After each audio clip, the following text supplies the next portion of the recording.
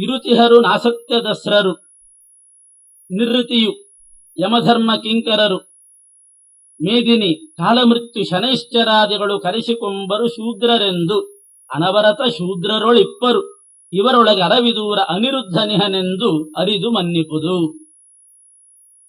ಶೂದ್ರವರ್ಣದವರಲ್ಲಿ ಅಭಿಮಾನಿಗಳಾಗಿ ಯಾವ ದೇವತೆಗಳಿದ್ದಾರೆ ಅಂತಂದ್ರೆ ಇರುತಿಹರು ನಾಸತ್ಯ ದಸ್ರರು.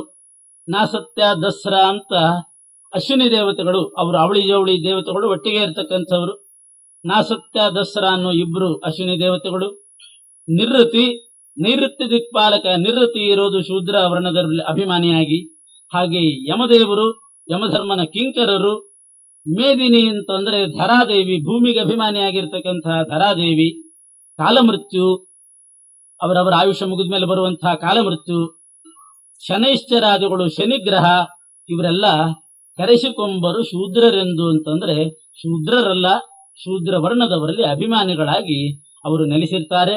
ಆ ದೇವತೆಗಳಲ್ಲಿ ನಿಯಾಮಕನಾಗಿ ಅನಿರುದ್ಧ ನಾಮಕನಾದ ಪರಮಾತ್ಮ.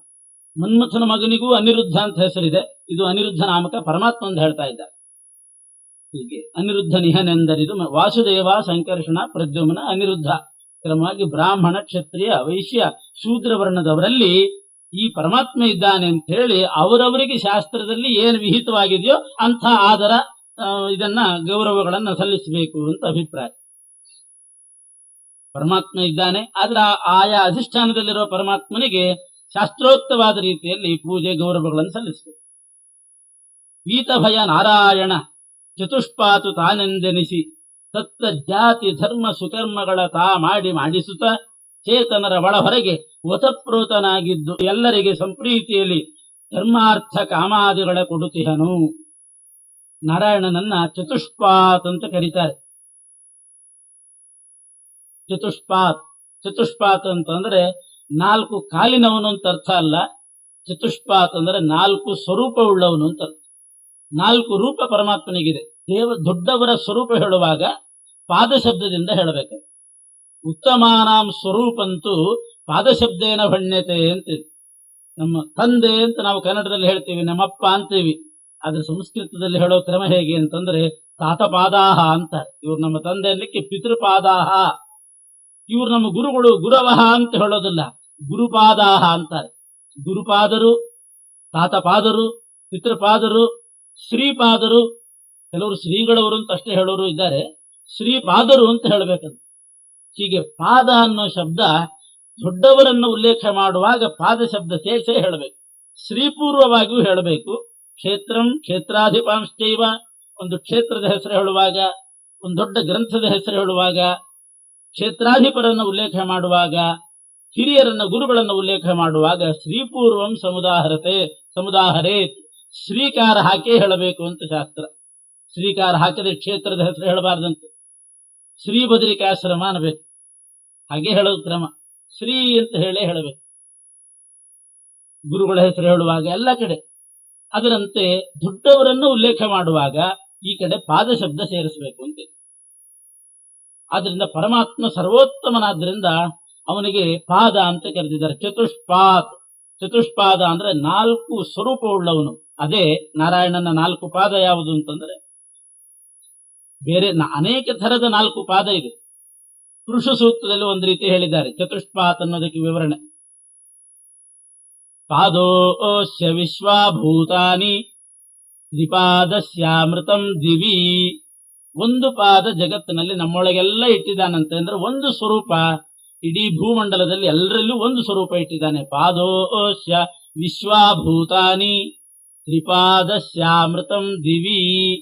ಮೋಕ್ಷ ಲೋಕದಲ್ಲಿ, ಮುಕ್ತಿ ಲೋಕದಲ್ಲಿ 3 ಪಾದ ಇಟ್ಟಿದ್ದಾನೆ. ಅಂದ್ರೆ ಅರ್ಥ 3 ಸ್ವರೂಪಗಳನ್ನ ಅಲ್ಲಿಟ್ಟಿದ್ದಾನೆ.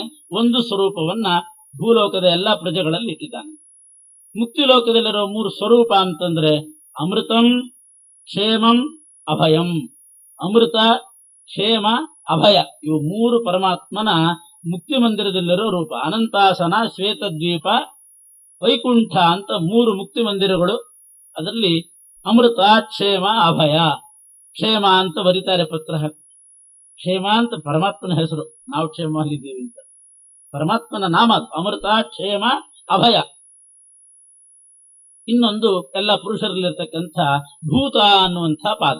ಅದೇ ರೀತಿ ಇಲ್ಲಿ ಚತುಷ್ಪಾತ್ ಅಂತಂದ್ರೆ ವಾಸುದೇವ, ಸಂಕರ್ಷಣ, ಪ್ರದ್ಯುಮ್ನ, ಅನಿರುದ್ಧ ಅನ್ನುವಂಥ 4 ರೂಪಗಳನ್ನು ಧರಿಸಿ ನಾರಾಯಣ ಬ್ರಾಹ್ಮಣ, ಕ್ಷತ್ರಿಯ, ವೈಶ್ಯ, ಶೂದ್ರ ವರ್ಣದವರಲ್ಲಿದ್ದು ಅವರವರ ಧರ್ಮ, ಅವರವರ ಕರ್ಮ ಏನೇನಿದೆ ಅವರಿಗೆ ವಿಹಿತವಾದದ್ದು ಅದನ್ನ ಮಾಡಿ ಅವರ ಕೈಯಿಂದ ತಾನು ಮಾಡಿಸಿ ಅವರವರಿಗೆ ಫಲವನ್ನು ಪರಮಾತ್ಮ ಕೊಡ್ತಾನೆ.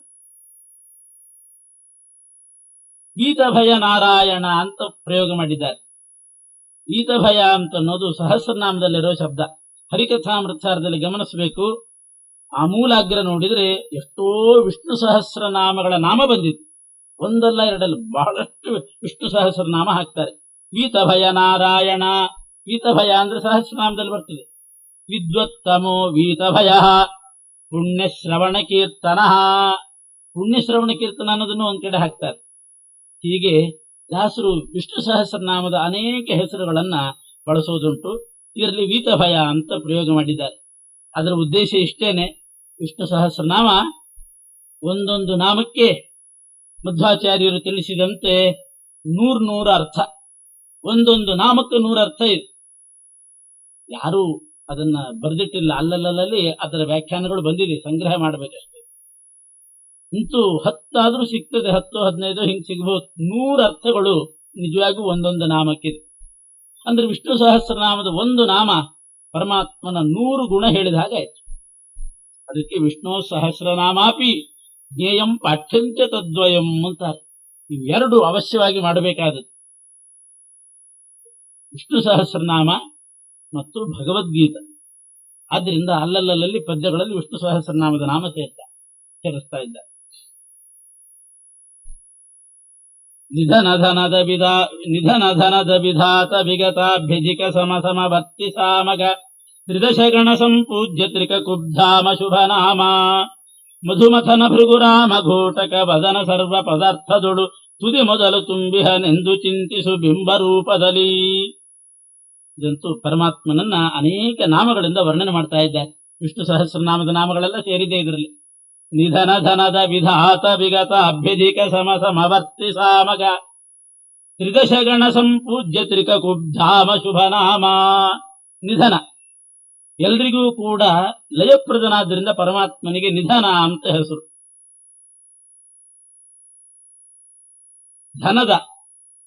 ಧನದ ಅಂತಂದ್ರೆ ಸಂಪತ್ತನ್ನು ಕೊಡ್ತಕ್ಕಂಥ ರೂಪ ಧನದ ಅನ್ನುವಂಥ ರೂಪ. ಇವೆಲ್ಲ ಯಾಕೆ ಹೇಳ್ತಾರೆ ಅಂದ್ರೆ ಆ ನಾಮಗಳನ್ನು ಉಚ್ಚಾರಣೆ ಮಾಡಿದಾಗ ಅಂಥ ಫಲ ಬರ್ತದೆ. ನಿಧನ ಅಂತಂದ್ರೆ ಪ್ರಳಯಕರ್ತ, ನಮಗೂ ಪ್ರಳಯ ಮಾಡತಕ್ಕವನೇ. ಅದನ್ನು ಪ್ರಾರ್ಥನೆ ಮಾಡಬೇಕು ನಾವು. ಪ್ರಳಯ ಬೇಕು, ಯಾಕೆ ಅಂತಂದ್ರೆ ಎಷ್ಟೊಂದು ಈ ದೇಹ ಇಟ್ಟುಕೊಂಡಿರೋದು ಜೀರ್ಣವಾದ ಮೇಲೆ ಹೋಗಬೇಕು, ಇನ್ನೊಂದು ಹೊಸ ದೇಹ ಬರಬೇಕು. ಆದ್ರಿಂದ ಪ್ರಳಯಕರ್ತ ಅಂತಲೂ ಅವನನ್ನು ಉಪಾಸನೆ ಮಾಡಿ. ಮತ್ತು ನಿಧನ ಅಂತಂದ್ರೆ ನಾಶ ಮಾಡತಕ್ಕವನು. ದುರ್ಗುಣಗಳನ್ನ, ದುಷ್ಟ ಸ್ವಭಾವಗಳನ್ನ ನಾಶ ಮಾಡು ಅಂತ ಕೇಳ್ಕೊಳ್ಬೇಕು, ಅದಾಗ್ತದೆ. ಧನದ ಅಂತ ಉಪಾಸನೆ ಮಾಡಿದರೆ ಸಂಪತ್ತು ಬರ್ತದೆ, ಹಣ ಬರ್ತದೆ.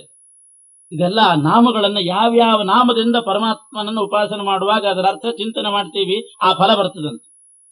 ತಮ್ ಯಥಾ ಯಥಾ ಉಪಾಸತೆ ತಥೈವ ಭವತಿ.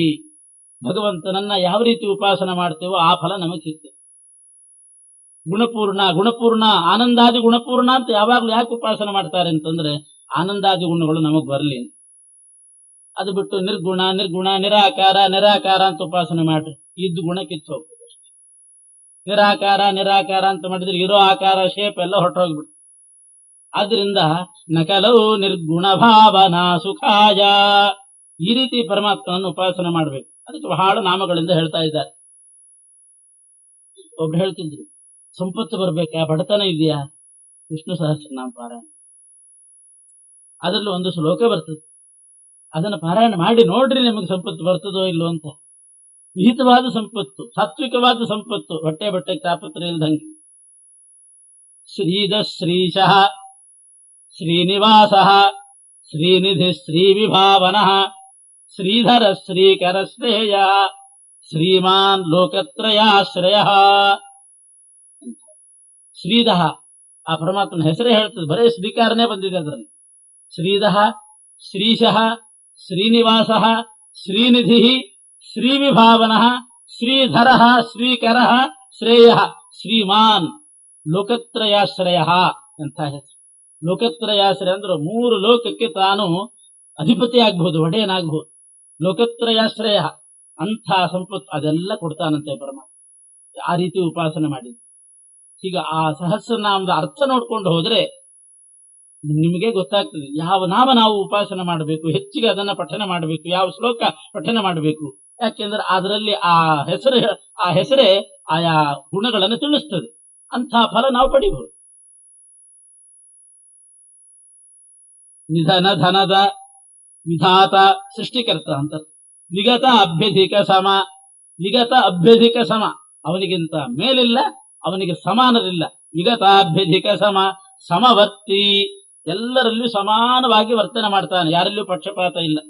ಅವರವರ ಯೋಗ್ಯತಾನುಸಾರ ಫಲ ಕೊಡ್ತಾನೆ. ಇದೆಲ್ಲ ಹರಿಕಥಾಮೃತದಲ್ಲಿ ಬೇಕಾದಷ್ಟು ದೃಷ್ಟಾಂತ ಕೊಟ್ಟಿದ್ದಾರೆ. ಪರಮಾತ್ಮ ಸಮವರ್ತಿ ಅನ್ನೋದಕ್ಕೆ ವಾರಿದನು ಮಳೆಗೆರೆಯೇ ಅಂತಾರೆ. ಮೋಡ ಮಳೆ ಸುರಿಸ್ತದೆ ಅಷ್ಟೇನೆ, ಆಯಾ ಬೀಜ ಹೇಗಿರ್ತದೋ ಅಂಥ ಫಲ ಸಿಗ್ತದೆ. ಸೂರ್ಯ ಕಿರಣ ಹಾಕ್ತಾನಷ್ಟೇ, ಅದರ ಬಣ್ಣ ಬಯಲಾಗ್ತದೆ. ಅದರಂತೆ ಪರಮಾತ್ಮ ಸಮವರ್ತಿ. ಸಮವರ್ತಿ ಅಂದ್ರೆ ತಾನು ಅವರನ್ನ ಪ್ರೇರಣೆ ಮಾಡ್ತಾನೆ, ಅವರಿಗೆ ಶಕ್ತಿ ತುಂಬುತ್ತಾನೆ. ಅವರ ಯೋಗ್ಯತೆ ಹೇಗಿದೆಯೋ ಅದು ಅಭಿವ್ಯಕ್ತವಾಗಿ ಅವರಿಗೆ ಫಲ ಬರ್ತದೆ. ಯೋಗ್ಯತೆ ಅವರಿಗೆ ಅಂಟುಕೊಂಡಿರೋದು ಅನಾದಿ ನಿತ್ಯ. ಮೋಡ ಬೀಜದಲ್ಲಿ ಅದರ ಯೋಗ್ಯತೆಯನ್ನು ಮೋಡ ಸೃಷ್ಟಿ ಮಾಡೋದಿಲ್ಲ, ನೀರು ಹಾಕುವ ಕೆಲಸ ಅಷ್ಟು ಮಾಡುತ್ತೆ. ಬೀಜದ ಯೋಗ್ಯತೆ ಏನಿದೆಯೋ ಅಂತಹ ಫಲ ಬರ್ತದೆ. ಅದರಂತೆ ಪರಮಾತ್ಮ ಆ ಜೀವರಾಶಿಗಳಿಗೆ ದೇಹ ಕೊಡ್ತಾನೆ. ಅವರ ಸ್ವರೂಪ ಯಾವುದಿದೆಯೋ ಅಂತಹ ಕೆಲಸ ಮಾಡ್ತಾರೆ, ಅಂತಹ ಫಲ ಪಡಿತಾರೆ. ಸಮವರ್ತಿ ಸಾಮಗ, ಸಾಮವೇದದಲ್ಲಿ ವಿಶೇಷವಾಗಿ ನೆಲೆಸಿದಂಥವನು. ಸಾಮಗಾನ ಪ್ರಿಯ. ತ್ರಿದಶ ಗಣ ಸಂಪೂಜ್ಯ, ದೇವತಾ ಗಣದಿಂದ ಪೂಜ್ಯನಾಗಿದ್ದಾನೆ. ತ್ರಿಕಕುಬ್ಧಾಮ, ತ್ರಿಕಕುಬ್ಧಾಮ ಅಂತ ಸಹಸ್ರನಾಮದಲ್ಲಿ ಬರೋದು. ತ್ರಿಕಕುಬ್ಧಾಮ ಅಂದ್ರೆ ಅನಂತಾಸನ, ಶ್ವೇತದ್ವೀಪ, ವೈಕುಂಠ ಅನ್ನುವ 3 ಮಂದಿರಗಳಲ್ಲಿ ವಾಸ ಮಾಡತಕ್ಕವನು ಅಂತ. ಶುಭನಾಮ, ಅವನ ನಾಮ ಹೇಳಿದ್ರೆ ಶುಭ ಆಗ್ತದೆ, ಆದ್ರಿಂದ ಶುಭನಾಮ. ಮಧುಮಥನ, ಮಧುನಾಮಕ ದೈತ್ಯನನ್ನು ಸಂಹಾರ ಮಾಡಿದವನು. ಭೃಗುರಾಮ, ಭಾರ್ಗವರಾಮ, ಪರಶುರಾಮ ದೇವರು. ಘೋಟಕ ವದನ, ಹಯಗ್ರೀವ ದೇವರು. ಸರ್ವ ಪದಾರ್ಥದೋಳು ತುದಿ ಮೊದಲು ತುಂಬಿಹನೆಂದು ಚಿಂತಿಸು ಬಿಂಬರೂಪದಲ್ಲಿ. ಎಲ್ಲ ಕಡೆ ತುದಿ ಮೊದಲು ಆಮೂಲಾಗ್ರ ಪರಮಾತ್ಮನೇ ವ್ಯಾಪಿಸಿ ತಾನು ಎಲ್ಲರ ಕಾರ್ಯಗಳನ್ನು ಮಾಡಿಸ್ತಾ ಇದ್ದಾನೆ ಅಂತ ತಿಳ್ಕೊಳ್ಳಿ. ಕನ್ನಡಿಯ ಕೈ ಬಿಡಿದು ನೋಡಲು ತನ್ನಿರವು ಸವ್ಯಾಪ ಸವ್ಯದಿ ಕಣ್ಣಿಗೊಪ್ಪುವ ತರದಿ ಅನಿರುದ್ಧನಿಗೆ ಈ ಜಗವು ಭಿನ್ನ ಭಿನ್ನವೇ ತೋರುತಿಪ್ಪುದು ಜನ್ಯವಾದುದರಿಂದ ಪ್ರತಿಬಿಂಬನ್ನಮಯಗಾನೆಂದರಿದು ಪೂಜಿಸಲು ಕೈಕೊಂಬ. ಪರಮಾತ್ಮನಿಗೂ ನಮಗೂ ಏನು ಸಂಬಂಧ ಅನ್ನೋದನ್ನು ಹೇಳ್ತಿದ್ದಾರೆ. ಜೀವ ಪರಮಾತ್ಮನ ಸಂಬಂಧ ಏನು? ಶಾಸ್ತ್ರದಲ್ಲಿ ಬಂದಿರೋ ಪ್ರಮೇಯ. ಜೀವನಿಗೂ ಪರಮಾತ್ಮನಿಗೂ ಇರೋ ಸಂಬಂಧ ಏನು ಅಂತಂದ್ರೆ ಬಿಂಬ ಪ್ರತಿಬಿಂಬ ಭಾವ ಸಂಬಂಧ. ನೀವು ಪರಮಾತ್ಮನಿಗೆ ಏನಾಗಬೇಕು ಅಂತ ಯಾರಾದ್ರೂ ಕೇಳಿದ್ರೆ ನಾವು ಪರಮಾತ್ಮನಿಗೆ ಬಿಂಬ ಆಗಬೇಕು. ಭಗವಂತ ನಿಮಗೇನಾಗಬೇಕು? ಅವನು ಬಿಂಬ ಆಗಬೇಕು. ಪರಮಾತ್ಮನಿಗೂ ನಮಗಿರೋ ಸಂಬಂಧ ಬಿಂಬ ಪ್ರತಿಬಿಂಬ ಭಾವ ಸಂಬಂಧ. ಏನು ಬಿಂಬ ಪ್ರತಿಬಿಂಬ ಭಾವ ಸಂಬಂಧ ಅಂದ್ರೆ ಬಿಂಬೋಸಿ ಪ್ರತಿಬಿಂಬೋಸ್ಮಿ ತವ ಯದ್ಯಪಿ ಚಾಂತರಂ ಸ್ವಾಮಿನ್ ನಿರ್ದೋಷ ಮದ್ದೋಷಂ ವಿರೇಚಯ ನಮೋಸ್ತುತೆ ಅಂತ ಪ್ರಾರ್ಥನೆ ಮಾಡ್ತೀವಿ. ಸ್ವಾಮಿ ನೀನು ಬಿಂಬ, ನಾನು ಪ್ರತಿಬಿಂಬ. ಕನ್ನಡಿಯ ಕೈ ಬಿಡಿದು ನೋಡಲು, ಕನ್ನಡಿಯನ್ನ ಕೈಯಲ್ಲಿ ಹಿಡ್ಕೊಂಡು ನೋಡ್ಕೊಂಡಾಗ ನಮ್ಮ ಮುಖ ಹ್ಯಾಕ್ ಕಾಣಿಸ್ತದೆ? ಕನ್ನಡಿಯಲ್ಲಿ ಬೀಳೋದು ಪ್ರತಿಮುಖ, ನಮ್ಮದು ಮುಖ. ಕನ್ನಡಿಯಲ್ಲಿ ಬೀಳೋ ಪ್ರತಿಮುಖ ಹ್ಯಾಕ್ ಕಾಣಿಸ್ತದೆ? ತನ್ನಿರವು ಸವ್ಯಾಪ ಸವ್ಯದಿ ತೋರು ತಿಪ್ಪುದು. ಸವ್ಯ ಅಪಸವ್ಯ ಆಗುತ್ತೆ, ಅಪಸವ್ಯ ಸವ್ಯ ಆಗ್ತದೆ ಕನ್ನಡಿಯಲ್ಲಿ ನೋಡಿದಾಗ. ನಮ್ಮ ಬಲಗೈ ಅಲ್ಲಿ ಎಡಭಾಗದಲ್ಲಿ ಕಾಣ್ತದೆ, ನಮ್ಮ ಎಡಗೈ ಕನ್ನಡಿಯಲ್ಲಿ ಬಲಭಾಗದಲ್ಲಿ ಕಾಣುತ್ತೆ. ನಾವು ಪೂರ್ವಾಭಿಮುಖವಾಗಿ ನಿಂತಿದ್ರೆ ಕನ್ನಡಿಯಲ್ಲಿರೋ ಪ್ರತಿಮುಖ ಪಶ್ಚಿಮಾಭಿಮುಖ ಆಗ್ತದೆ. ಸಂಪೂರ್ಣ ಸವ್ಯಾಪಸವ್ಯ ಆಗಿಬಿಡ್ತದೆ. ಅಂದ ಮೇಲೆ ಬಿಂಬ ಪ್ರತಿಬಿಂಬ ಒಂದೇ ಆಗಲಿಕ್ಕೆ ಸಾಧ್ಯವೋ ಅಂತ ಕೇಳ್ತಾರೆ ಜಗನ್ನಾಥದಾಸ. ಬಿಂಬ ಪರಮಾತ್ಮ, ಪ್ರತಿಬಿಂಬ ಜೀವ. ಕನ್ನಡಿಯನ್ನ ಕೈಯಲ್ಲಿ ಹಿಡ್ಕೊಂಡು ನೋಡ್ರಿ, ನಿಮ್ದು ಬಿಂಬ, ಕನ್ನಡಿಯಲ್ಲಿ ಮೂಡಿದ್ದು ಪ್ರತಿಬಿಂಬ. ಹೇಗಿರ್ತದೆ ಬಿಂಬ ಪ್ರತಿಬಿಂಬ? ಎಲ್ಲ ಸವ್ಯಾಪಸವ್ಯ ಆಗಿಬಿಡ್ತದೆ. ಅಂದ್ರೆ ಇಷ್ಟು ವಿರುದ್ಧವಾಗಿ ನಿಂತಿರ್ತದೆ ಪ್ರತಿಬಿಂಬ. ಸಂಪೂರ್ಣ ವಿಲಕ್ಷಣವಾಗಿದೆ. ಸವ್ಯಾಪಸವ್ಯ ಎಲ್ಲ ವ್ಯತ್ಯಾಸ ಆಗ್ತದೆ. ಅಂದ ಮೇಲೆ ಐಕ್ಯ ಚಿಂತನೆ ಮಾಡಿದ್ರೆ ಹೇಗೆ? ಬಿಂಬ ಪ್ರತಿಬಿಂಬ ಒಂದಾಗೋದು ಹೇಗೆ? ಆದ್ರಿಂದ ಬಿಂಬರೂಪಿಯಾದ ಪರಮಾತ್ಮನೇ ಬೇರೆ, ಪ್ರತಿಬಿಂಬರಾಗಿರ್ತಕ್ಕಂತಹ ದೇವರು ಅವನ ದಾಸರು. ಇವರು ಅತ್ಯಂತ ವಿಲಕ್ಷಣರಾಗಿದ್ದಾರೆ. ಹೀಗೆ ಭೇದ ಚಿಂತನೆ ಮಾಡಬೇಕು. ನಮಗೂ ಪರಮಾತ್ಮನಿಗೂ ಭೇದ ಇದೆ ಅಂತ ಅನ್ನೋದಕ್ಕೆ ಬಿಂಬ ಪ್ರತಿಬಿಂಬ ಭಾವ ಸಂಬಂಧವನ್ನು ಹೇಳಿ ಭಗವಂತನನ್ನ ಹಾಗೆ ತಿಳ್ಕೊಳ್ರಿ. ಪಂಚಭೇದದಲ್ಲಿ ಇದು ಮುಖ್ಯ, ಬಹಳ ಮುಖ್ಯವಾದದ್ದು. ನಾನು ಬೇರೆ, ಜೀವ ಬೇರೆ, ಪರಮಾತ್ಮ ಬೇರೆ ಅನ್ನೋದನ್ನು ಈ ರೀತಿ ತಿಳ್ಕೊಳ್ಳಿ. ಕನ್ನಡಿಯ ಕೈಬಿಡಿದು ನೋಡಲು ತನ್ನಿರವು ಸವ್ಯ ಅಪಸವ್ಯದಿ ಕಣ್ಣಿಗೊಪ್ಪುವ ತೆರದಿ. ಸವ್ಯ ಅಂದ್ರೆ ಎಡ, ಅಪಸವ್ಯ ಅಂದ್ರೆ ನಮ್ಮ ದೇಹದ ಸವ್ಯ ಅಂದ್ರೆ ಎಡಭಾಗ ಅಲ್ಲಿ ಬಲ ಆಗ್ತದೆ, ಅಪಸವ್ಯ ಆಗ್ತದೆ. ಇಲ್ಲಿಯ ಅಪಸವ್ಯ ಎಡಭಾಗ, ಬಲಭಾಗ ಅಲ್ಲಿ ಸವ್ಯ ಆಗಿಬಿಡುತ್ತೆ. ಒಂದ್ಸಲ ಈ ಪದ್ಯ ಹಿಂಗೆ ಪ್ರವಚನ ಮಾಡಿದೆ, ದೊಡ್ಡ ಗೊಂದಲ ಆಗೋಯ್ತು. ಸವ್ಯ ಅಂತಂದ್ರೆ ಎಡ ಅಂತಿರಲ್ಲ, ಸವ್ಯ ಅಂತಂದ್ರೆ ಬಲ, ಅಪಸವ್ಯ ಅಂದ್ರೆ ಎಡ. ಯಾಕೆಂದ್ರೆ ಶ್ರಾದ್ದ ಮಾಡಿದವರಿಗೆಲ್ಲ ಗೊತ್ತು. ಅಪಸವ್ಯ ಮಾಡ್ಕೊಳ್ರಿ ಅಂತಂದ್ರೆ ಎಡಕ್ಕೆ ಹಾಕೊಳ್ರಿ ಅಂತ ಅರ್ಥ. ನಮ್ಮ ಶರೀರದಲ್ಲಿ ಸವ್ಯ ಅಂದ್ರೆ ವಾಮಂ ಶರೀರಂ ಸವ್ಯಂ ಸ್ಯಾತ್. ಸವ್ಯ ಅಂದ್ರೆ ಎಡಭಾಗ ಅಂತಲೇ ಅರ್ಥ, ಅಪಸವ್ಯ ಅಂದ್ರೆ ಬಲಭಾಗ. ಅದು ಗೊತ್ತಿರೋದಿಲ್ಲ, ಹಾಗಾಗಿ ಬಿಟ್ಟಿದೆ ಅಷ್ಟೇ. ಅಪಸವ್ಯ ಅಂದ್ರೆ ಎಡಕ್ಕೆ ಅಂತ ತಿಳ್ಕೊಂಡಿದ್ದಾರೆ. ಯಾಕೆಂದ್ರೆ ಅಪಸವ್ಯ ಮಾಡಬೇಕು ಅಂತ ಮೂಲ ಗ್ರಂಥದಲ್ಲಿ ಇರ್ತದೆ. ಅಪಸವ್ಯ ಅಂದ್ರೆ ಅರ್ಥ ಏನು? ಜನಿವಾರ ಎಲ್ಲಿದೆ ನೋಡ್ಕೊಳ್ಳಿ. ಜನಿವಾರ ಎಲ್ಲಿದೆ ದೇಹದಲ್ಲಿ? ಮಾಮೂಲಾಗಿ ಶ್ರಾದ್ದ ಮಾಡೋ ಕಾಲ ಬಿಟ್ರೆ ಬಾಕಿ ಸಮಯದಲ್ಲಿ ಜನಿವಾರ ಎಲ್ಲಿರ್ತದೆ? ಅಪಸವ್ಯ ಆಗಿರ್ತದೆ. ಯಾಕೆ ಅಂತಂದ್ರೆ ವಾಮಂ ಶರೀರಂ ಸವ್ಯಂ ಸ್ಯಾತ್, ಭುಜದ ಲೆಕ್ಕ ಅಂತ. ಜನಿವಾರ ಯಾವ ಭುಜದ ಮೇಲೆ ಇರ್ತದೆ? ಎಡಭುಜದ ಮೇಲೆ ಇರ್ತದೆ, ಯಾವಾಗಲೂ ಎಡಭುಜದ ಮೇಲೆ ಇರ್ತದೆ. ಶ್ರಾದ್ದ ಮಾಡುವಾಗ ಜನಿವಾರ ಯಾವ ಭುಜಕ್ಕೆ ಬರಬೇಕು? ಎಡಕ್ಕೆ ಮಾಡ್ಕೊಳ್ರಿ ಅಂದ್ರೆ ಕೆಳಗಡೆ ಎಡ, ಆದ್ರೆ ಜನಿವಾರದ ಮೇಲ್ಭಾಗ ನೋಡಿದ್ರೆ ಭುಜಕ್ಕೆ ಇಲ್ಲಿ ಬರಬೇಕು. ಇಲ್ಲಿಂದ ಹಿಂಗೆ ಹಾಕೊಂಡ್ರೆ ಅದು ಅಪಸವ್ಯ ಆಗ್ತದೆ. ಆವಾಗ ಅಂದ್ರೆ ಜನಿವಾರ ಎಲ್ಲಿ ಬಂತು? ಯಾವ ಭುಜಕ್ಕೆ ಬಂತು? ಬಲಭುಜಕ್ಕೆ ಬಂತು. ಮಾಮೂಲ್ನಂತ ಇರೋದು ಎಡಭುಜದಲ್ಲಿ, ಮಾಮೂಲ್ನಂತ ಇರೋದು ಎಡಭುಜದ ಮೇಲೆ ಇರ್ತದೆ, ಅದು ಲೆಕ್ಕ. ಬಲಭುಜಕ್ಕೆ ಹಾಕೊಳ್ರಿ ಅಂತ ಅರ್ಥ ಅಪಸವ್ಯ ಅಂತಂದ್ರೆ. ಅಪಸವ್ಯ ಮಾಡ್ಕೊಳ್ಬೇಕು ಅಂದ್ರೆ ಜನಿವಾರ ಬಲಭುಜಕ್ಕೆ ಬರಬೇಕು. ಆದ್ರೆ ಅದನ್ನ ಅಷ್ಟು ಹಾಕೊಳ್ಳೋದಿಲ್ಲ ಯಾರು. ಸುಮ್ಮನೆ ಹಿಂಗ್ ಮಾಡ್ಕೊಂಡು ಕೈ ಇಷ್ಟೇ ಮಾಡ್ಕೊಂಡು ಇಲ್ಲಿ ಹಾಕೊಂಡಿರ್ತಾರೆ. ನಿಜವಾಗಿಯೂ ಅಪಸವ್ಯ ಅಂತಂದ್ರೆ ಹೇಗಿರ್ತದೋ ಅದಕ್ಕೆ ವಿರುದ್ಧವಾಗಿರ್ಬೇಕು. ವಾಮಂ ಶರೀರಂ ಸವ್ಯಂ ಸ್ಯಾತ್ ಅಂತ ಶರೀರದಲ್ಲಿ ಹಾಗೆ ಪ್ರಮಾಣ. ಅದು ಎಡಭುಜದಲ್ಲಿ ಮಾಮೂಲಾಗಿರ್ತದೆ, ಬಲಭುಜಕ್ಕೆ ಬರಬೇಕು, ಅದಕ್ಕೆ ಅಪಸವ್ಯ ಅಂತ ಬಿಡ್ತಾರೆ. ಆದ್ರೆ ಅಪಸವ್ಯ ಅಂತಂದ್ರೆ ಎಡಕ್ಕೆ ಅನ್ನೋ ಅರ್ಥ ತಿಳ್ಕೊಂಡ್ಬಿಟ್ಟಿದ್ದಾರೆ. ಕನ್ನಡಿಯ ಕೈಬಿಡಿದು ನೋಡಲು ತನ್ನಿರವು ಸವ್ಯಾಪಸವ್ಯದಿ ಕಣ್ಣಿಗೊಪ್ಪುವ ತೆರದಿ. ಅನಿರುದ್ಧನಿಗೆ ಈ ಜಗವು ಭಿನ್ನ ಭಿನ್ನವೇ ತೋರು ತಿಪ್ಪುದು. ಹೇಗೆ ನಿಮಗೆ ಬಿಂಬ ಪ್ರತಿಬಿಂಬ ಯಾವ ರೀತಿ ಕಾಣ್ತದೆ, ಅದರಂತೆ ಆ ಪರಮಾತ್ಮನಿಗೆ ಇಡೀ ಜಗತ್ತು ಪ್ರತಿಬಿಂಬವಾಗಿದೆ ಅಂತಂದ್ರೆ ಭಿನ್ನ ಭಿನ್ನವೇ ತೋರು ತಿಪ್ಪುದು. ಜನ್ಯವಾದುದರಿಂದ ಪ್ರತಿಬಿಂಬ ಅನ್ನಮಯ ಗಾನೆಂದು ಪೂಜಿಸಲು ಕೈಕೊಂಬ. ಅನ್ನಮಯ ನಾಮಕನಾದ ಪರಮಾತ್ಮನಿಗೆ ನಾವೆಲ್ಲ ಪ್ರತಿಬಿಂಬ ಅಂತ ತಿಳ್ಕೊಂಡು ಆಮೇಲೆ ಪೂಜೆ ಮಾಡಬೇಕು. ಅದರಿಂದ ಪೂಜೆ ಮಾಡುವಾಗ ಆರಂಭದಲ್ಲಿ ಹೇಳೋ ಶ್ಲೋಕ ಇದು, ಬಿಂಬೋಸಿ ಪ್ರತಿಬಿಂಬೋಸ್ಮಿ ಅಂತ ಹೇಳಿ ಮುಂದೆ ಪೂಜೆ ಪ್ರಾರಂಭ. ಅಂದ್ರೆ ನಾನು ನೀನು ಭಿನ್ನರಾಗಿದ್ದೇವೆ. ಭಾಗವತದಲ್ಲಿ ಈ ಮಾತು ಬರ್ತೀವಿ. ಪೂಜೆ ಅಂದ್ರೆ ಏನು? ಪೂಜೆ ಅಂದ್ರೆ ಷೋಡಶೋಪಚಾರ ಪೂಜೆ ಅದೊಂದಿದೆ. 16 ಉಪಚಾರಗಳನ್ನ ಅರ್ಪಣೆ ಮಾಡಬೇಕು ಭಗವಂತನಿಗೆ. ಧ್ಯಾನ ಆವಾಹನ, ಧ್ಯಾನ ಆವಾಹನಾದಿ ಷೋಡಶೋಪಚಾರ ಪೂಜಾಂಕರಿಷ್ಯೆ ಅಂತ ಅದಿದೆ. ಇರ್ಲಿ, 16 ಉಪಚಾರಗಳನ್ನು ಅರ್ಪಣೆ ಮಾಡಬೇಕು. ಮುಖ್ಯವಾಗಿ ಅನುಸಂಧಾನದಲ್ಲಿ ಪೂಜೆ ಅಂದ್ರೆ ಏನು ಅಂತಂದ್ರೆ ವಿವಿಕ್ತ ದೃಷ್ಟಿಸ್ತದುತಾರ್ಹಣಮ್ಮೆ. ನೀನು ಬೇರೆ ನಾನು ಬೇರೆ ಅನ್ನುವಂಥ ಅನುಸಂಧಾನ, ಅದು ಮುಖ್ಯ ಪೂಜೆ. ಇಷ್ಟೆಲ್ಲ 16 ಉಪಚಾರಗಳಿಂದ ವೈಭವದ ಪೂಜೆ ಚೆನ್ನಾಗಿ ವೇದ ಮಂತ್ರ ಹೇಳಿ ಎಲ್ಲ ಮಾಡಿ ನಾನು ನೀನು ಒಂದೇ ಅಂದ್ಬಿಟ್ರೆ ಬಿದ್ದೋಯ್ತ ಎಲ್ಲ ಪೂಜೆ.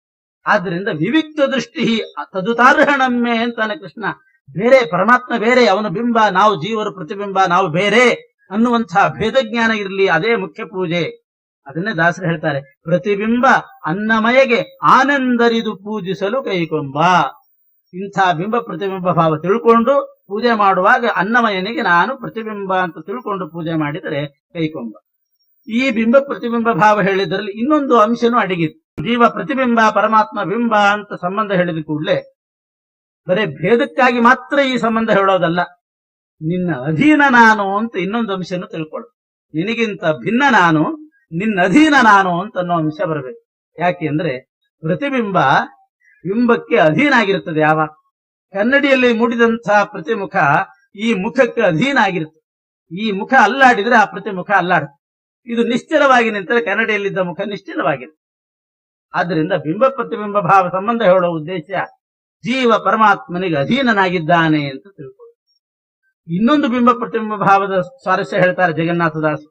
ಬಿಂಬರೆನಿಪರು ಸ್ವೋತ್ತಮರು, ಪ್ರತಿಬಿಂಬರೆನಿಪರು ಸ್ವಾವರರು, ಬಿಂಬ ಪ್ರತಿಬಿಂಬ ಬಿಂಬಗಳೊಳಗೆ ಕೇವಲ ಬಿಂಬ ಹರಿಯಂದು. ಬಿಂಬೋಸಿ ಪ್ರತಿಬಿಂಬೋಸ್ಮಿ, ನೀನು ಬಿಂಬ ನಾನು ಪ್ರತಿಬಿಂಬ ಅಂತ ಅನುಸಂಧಾನ ಮಾಡುವಾಗ ನೀನು ಕೇವಲ ಬಿಂಬ ಅಂತ ಒಂದು ಸೇರಿಸ್ಕೋಬೇಕಂತ. ಪರಮಾತ್ಮ ಕೇವಲ ಬಿಂಬ, ನಾವು ಕೇವಲ ಪ್ರತಿಬಿಂಬ. ಏನ್ ಹಂಗಂದ್ರೆ ಕೇವಲ ಬಿಂಬ, ಕೇವಲ ಪ್ರತಿಬಿಂಬ, ಬಿಂಬ ಪ್ರತಿಬಿಂಬ ಅಂತ 3 ಥರ ಇದೆ. ಪರಮಾತ್ಮ ಕೇವಲ ಬಿಂಬ. ಕೆಳಗಡೆ ಬಂದ್ರೆ ಬ್ರಹ್ಮ, ವಾಯು, ರುದ್ರ, ಇಂದ್ರ ಇವರಿಗೆ ಬಂದ್ರೆ ಇವರು ಕೇವಲ ಬಿಂಬರಲ್ಲ, ಅವರು ಬಿಂಬರೂ ಹೌದು ಪ್ರತಿಬಿಂಬರೂ ಹೌದು. ಅವರು ಬಿಂಬರೂ ಹೌದು ಪ್ರತಿಬಿಂಬರೂ ಹೌದು. ಮನುಷ್ಯರಿಗೆ ಬಂದಾಗ ಬಿಂಬ ಮತ್ತು ಪ್ರತಿಬಿಂಬ ಎರಡಾಗುವುದಿಲ್ಲ, ಇವರು ಕೇವಲ ಪ್ರತಿಬಿಂಬರು. ಕೆಲವರು ಇರ್ತಾರೆ ಅವರು ಗುರುನೂ ಹೌದು ಶಿಷ್ಯನೂ ಹೌದು. ಯಾರಿಗೆ ಗುರು ಯಾರಿಗೆ ಶಿಷ್ಯ? ತಾನು ಯಾರಿಗೆ ಪಾಠ ಹೇಳ್ಕೊಟ್ಟಿರ್ತಾನೆ ಅವರಿಗೆ ಗುರು, ಅವ್ರು ಯಾರಿಂದ ಹೇಳಿಸ್ಕೊಂಡಿರ್ತಾನೆ ಅವರಿಗೆ ಶಿಷ್ಯ. ಕೆಲವರು ಕೇವಲ ಗುರುಗಳು ಅಂತ ಇರ್ತಾರೆ, ಕೆಲವರು ಗುರು ಮತ್ತು ಶಿಷ್ಯ ಎರಡೂ ಆಗಿರ್ತಾರೆ, ಇನ್ ಕೆಲವರು ಕೇವಲ ಶಿಷ್ಯರಾಗಿರ್ತಾರೆ. ಪರಮಾತ್ಮ ಇದ್ದಾನಲ್ಲ ಕೇವಲ ಗುರು, ಎಲ್ರಿಗೂ ಬರೇ ಹೇಳ್ಕೊಡುವವನಷ್ಟೇ ಅವನು, ಕೇವಲ ಗುರು. ಮಧ್ವಾಚಾರ್ಯರು ಪರಮಾತ್ಮನಿಗೆ ವೇದವ್ಯಾಸ ದೇವರಿಗೆ ಶಿಷ್ಯರು, ರುದ್ರಾದಿ ದೇವತೆಗಳಿಗೆ ಗುರುಗಳು. ರುದ್ರಾದಿ ದೇವತೆಗಳು ಅವರು ಗುರುಗಳು ಹೌದು ಶಿಷ್ಯರು ಹೌದು. ಮಧ್ವಾಚಾರ್ಯರಿಗೆ ಶಿಷ್ಯರು, ಉಳಿದವರಿಗೆಲ್ಲ ಇಂದ್ರಾದಿಗಳಿಗೆ ಗುರುಗಳಾಗ್ತಾರೆ. ಇನ್ ಕೆಲವರಿದ್ದಾರಲ್ಲ ಯಾರಿಗೂ ಹೇಳ್ಕೊಡದೇ ಇದ್ದವರು ಅಂಥವ್ರು ಇರ್ತಾರೆ, ಅವರೆಲ್ಲಿ ಪಂಡಿತರಾಗ್ತಾರೋ ಅಂತ ಯಾರಿಗೂ ಹೇಳ್ಕೊಟ್ಟಿರೋದು. ಅಂಥವ್ರು ಕೇವಲ ಶಿಷ್ಯರಷ್ಟೇ, ಯಾರಿಗೂ ಹೇಳ್ಕೊಟ್ಟಿರೋದಿಲ್ಲ, ಕೇವಲ ಶಿಷ್ಯರು. ಇನ್ ಕೆಲವರು ಅದೂ ಆಗದೆ ಇರೋರು ಇದ್ದಾರೆ, ಯಾರು ಕೆಲವು ಹೇಳಿಸ್ಕೊಳ್ಳದೇನೆ ಇದ್ರೆ ಅವ್ರು ಶಿಷ್ಯರು ಅಲ್ಲ, ಹಾಗಿರ್ತದೆ. ಅದೇ ರೀತಿ ಜಗತ್ತಿನಲ್ಲಿ ದೇವತೆಗಳಲ್ಲಿ ಹೇಗೆ ಅಂತಂದ್ರೆ ಪರಮಾತ್ಮ ಕೇವಲ ಬಿಂಬ. ಯಾಕೆ? ಅವನು ಇನ್ನೊಬ್ಬರ ಅಧೀನ ಅಲ್ಲ, ಇನ್ನೊಬ್ಬರಿಗೆ ಅವನು ಪ್ರತಿಬಿಂಬ ಅಲ್ಲ, ಕೇವಲ ಬಿಂಬ, ಎಲ್ರಿಗೂ ಬಿಂಬ ಅಷ್ಟೇನೆ. ಉಳಿದ ದೇವತೆಗಳು ಬಿಂಬರು ಮತ್ತು ಪ್ರತಿಬಿಂಬರು, ತಮ್ಮಕ್ಕಿಂತ ಕೆಳಗಿನವರಿಗೆ ಬಿಂಬರಾಗ್ತಾರೆ, ಮೇಲಿನವರಿಗೆ ಪ್ರತಿಬಿಂಬರಾಗ್ತಾರೆ. ಮನುಷ್ಯರಿಗೆ ಬಂದಾಗ ಅವರು ಕೇವಲ ಪ್ರತಿಬಿಂಬರಾಗ್ತಾರೆ, ಇನ್ನೊಬ್ಬರಿಗೆ ಅವರು ಬಿಂಬ ಅಂತ ಬಿಂಬರೂಪ ಅಂತ ಆಗುವುದಿಲ್ಲ. ಬಿಂಬರೆನಿಪರು ಸೋತ್ತಮರು, ಪ್ರತಿಬಿಂಬರೆನಿಪರು ಸ್ವಾವರರು. ಉತ್ತಮರೆಲ್ಲ ಬಿಂಬರು, ಕೆಳಗಿನವರೆಲ್ಲ ಪ್ರತಿಬಿಂಬರು. ಹೀಗೆ ಪ್ರತಿಬಿಂಬ ಬಿಂಬಗಳೊಳಗೆ ಕೇವಲ ಬಿಂಬ ಹರಿಯಂದು ಸಂಭ್ರಮದಿ ಪಾಡುತ್ತಲಿ ನೋಡುತ್ತ ಉಂಬುಡುವುದಿಡುವುದು ಕೊಡುವುದು ಎಲ್ಲ ಅಂಬುಜಾಂಬಕನ ಅಂಗ್ರಿ ಪೂಜೆಗಳೆಂದು ನಲಿದಾಡು. ಈ ಪದ್ಯ ಹೇಳಿದ್ರಲ್ಲಿ ಸ್ವಾರಸ್ಯ ಏನು ಅಂತಂದ್ರೆ, ನಾವು ಪರಮಾತ್ಮನ ಪ್ರತಿಬಿಂಬ ಅಂತಂದಾಗ ಭೇದ ಚಿಂತನೆ ಬಂತು, ಪರಮಾತ್ಮನ ಅಧೀನ ಅಂತ ಚಿಂತನೆ ಬಂತು. ನಾವು ಹೇಗೆ ಪರಮಾತ್ಮನ ಅಧೀನ ಆಗಿದ್ದೀವೋ ಅವನು ಯಾರಿಗಾದ್ರೂ ಇನ್ನೊಬ್ಬರಿಗೆ ಅಧೀನ ಆಗಿದ್ದಾನೇನೋ ಅಂತ ಸಂದೇಹ ಬಂದ್ರೆ ಕೇವಲ ಬಿಂಬ ಹರಿಯಂದು, ಯಾರಿಗೂ ಅಧೀನ ಅಲ್ಲ. ಸ್ವರಾಟ್, ಸ್ವರಾಟ್ ಅಂತ ಅವನನ್ನು ಕರೀತಾರೆ. ಜನ್ಮಾದ್ಯಸ್ಯ ಯಥೋನ್ವಯಾದಿತರತಶ್ಚಾರ್ಥೇ ಅಭಿಜ್ಞ ಸ್ವರಾಟ್, ಸಕಲ ಜಗಜ್ಜನ್ಮಾದಿಕರ್ತ ಅವನೇ, ಅವನು ಸ್ವರಾಟ್ ಆಗಿದ್ದಾನೆ, ಇನ್ನೊಬ್ಬರಿಗೆ ಯಾರ ಅಧೀನವೂ ಪರಮಾತ್ಮ ಅಲ್ಲ. ಹೀಗೆ ಪರಮಾತ್ಮನನ್ನ ತಿಳ್ಕೊಂಡಾಗ ಸಂಭ್ರಮ ಬರ್ತದೆ. ಇಂಥ ಪರಮಾತ್ಮನನ್ನ ನಾವು ಪೂಜೆ ಮಾಡ್ತಿದ್ದೀವಿ ಅಂತ ಸಂಭ್ರಮದಿ ಪಾಡುತ್ತಲಿ ನೋಡುತ್ತ ಉಂಬುಡುವುದಿಡುವುದು ಕೊಡುವುದು, ಊಟ ಮಾಡಿದ್ದು, ಉಟ್ಟದ್ದು, ಯಾರಿಗಾದ್ರೂ ದಾನ ಮಾಡಿದ್ದು, ಮನೇಲಿ ಇಟ್ಟುಕೊಂಡದ್ದು ಎಲ್ಲ ಅಂಬುಜಾಂಬಕನ ಅಂಗ್ರಿ ಪೂಜೆಗಳೆಂದು ನಲಿದಾಡು. ನಮಗೆ ಅಂತ ಇಟ್ಟುಕೊಂಡದ್ದು, ಇನ್ನೊಬ್ಬರಿಗೆ ದಾನ ಮಾಡಿದ್ದು ಎಲ್ಲ ಪರಮಾತ್ಮನ ಪೂಜೆ ಅಂತ ತಿಳ್ಕೊಂಡು ಬಿಂಬ ಪ್ರತಿಬಿಂಬ ಭಾವ ತಿಳ್ಕೊಳ್ರಿ ಅಂತ ಬಹಳ ಮುಖ್ಯವಾದ ಸಂದೇಶ ಹೇಳಿದ್ದಾರೆ. ಆದ್ರಿಂದ ಪರಮಾತ್ಮನಿಗೆ ನಾವು ಪೂಜೆ ಮಾಡುವಾಗ, ಅರ್ಪಣೆ ಮಾಡುವಾಗ ಈ ಭಾವನೆ ಇರಬೇಕು.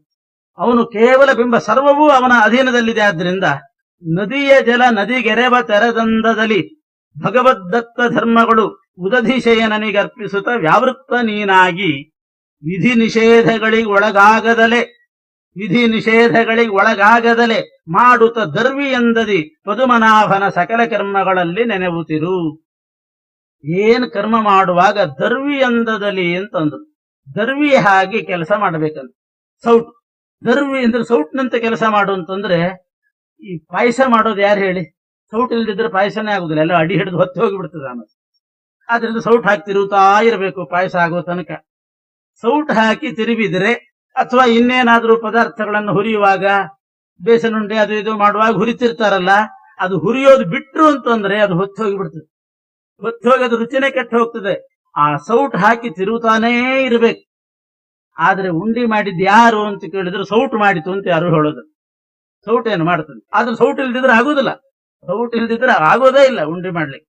ಆದ್ರೆ ಅದು ಬೇಕೇ ಬೇಕು, ಹೌದು. ಆದ್ರೆ ಅದು ಮಾಡಿತು ಅಂತ ಯಾರು ಹೇಳೋದಿಲ್ಲ. ಮಾಡಿದ ಸೌಟ್ ಯಾರು ಹಿಡ್ಕೊಂಡಿರ್ತಾರೆ ಅವ್ರು ಮಾಡಿದ್ರು ಅಂತಾರೆ. ಸೌಟ್ ಹಿಡ್ಕೊಂಡು ತಿರುವಿದವರನ್ನ ಇವರು ಮಾಡಿದ್ರು ಅಂತಾರೆ. ಅಡಿಗೆ ಮಾಡಿದ್ದು ಇವರು, ಸೌಟ್ ಮಾಡಿತು ಅಂತ ಯಾರು ಹೇಳೋದಿಲ್ಲ. ಹಾಗೆ ಜೀವ ಸೌಟಿನ ಹಾಗೆ, ಪರಮಾತ್ಮ ಪಾಚಕ, ಅವನ ಅಡಿಗೆವನಿದ್ದ ಹಾಗೆ. ಜೀವನನ್ನು ಸೌಟಿನಂತೆ ಉಪಯೋಗಿಸಿ ಎಲ್ಲ ಕೆಲಸ ಮಾಡಿಸ್ತಾ ಇರ್ತಾನೆ. ಆದ್ರಿಂದ ನಾನು ಮಾಡಿದೆ ಅಂತಂದ್ರೆ ಸೌಟ್ ಅಡಿಗೆ ಮಾಡಿತು ಅಂತ ಹೇಳಿದಂಗೆ ಆದೀತು. ಅದರಿಂದ ನಾನು ಮಾಡಿದೆ ಅಂತ ಅನ್ನೋದು ಯಾರಿಗೂ ಮನಸ್ಸಿಗೆ ಭಾವನೆ ಬರಲೇಬಾರದು. ನಾನು ಮಾಡಿದೆ ಅಂತ ಹೇಳಿದ್ರೆ ಎಷ್ಟು ದಡ್ಡತನ ಆಗ್ತದೆ ಅಂತಂದ್ರೆ ಸೌಟು ಮಾಡಿತು ಅಂತ ಹೇಳಿದಷ್ಟು ದಡ್ಡತನ ಆಗ್ತದೆ. ಆದ್ರೆ ಇವತ್ತು ಅದನ್ನೇ ಎಲ್ರು ಹೇಳೋದು, ನಾನು ಮಾಡಿದೆ ಅಂತ ಅಂದ್ರೆ ಅಷ್ಟು ಮೂರ್ಖತನ ಅದು ದಾಸರು ಹೇಳೋದು.